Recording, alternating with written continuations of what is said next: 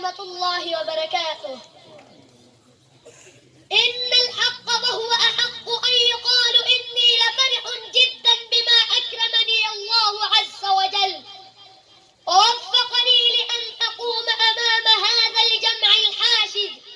وأسعد بأن أفاوض معكم وألقى أمام حضراتكم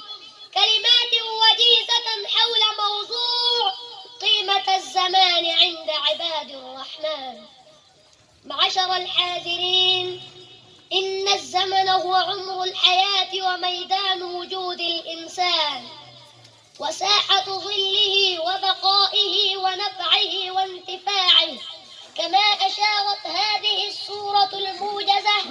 وألمعت إلى علو مقداره على غيره،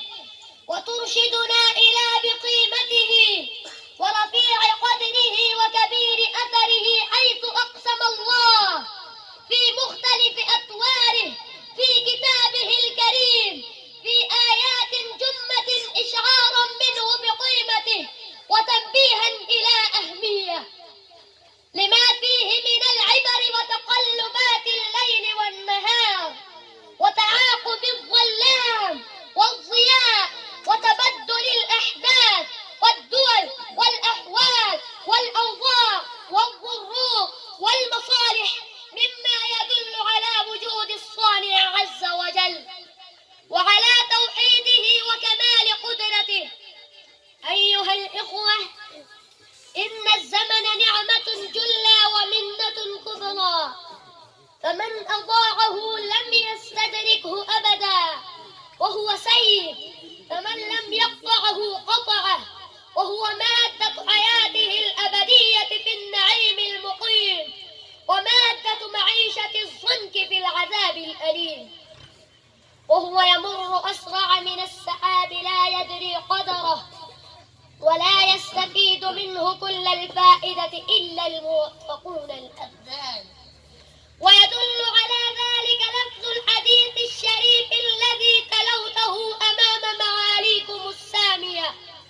وكذا قال النبي صلى الله عليه وسلم: لا تسبوا الدهر فإن الدهر هو الله.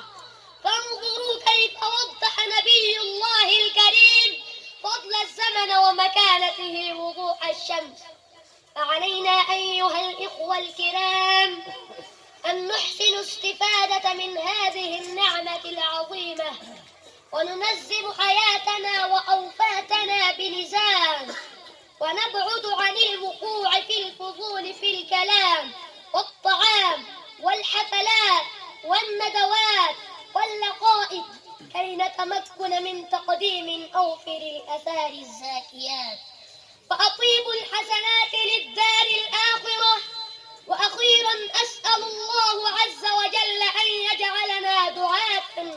هداة حملة راية الأمة المحمدية وحماة الدين الله الحنيف وحفظة شريعة الغراء السمحة الحنيفية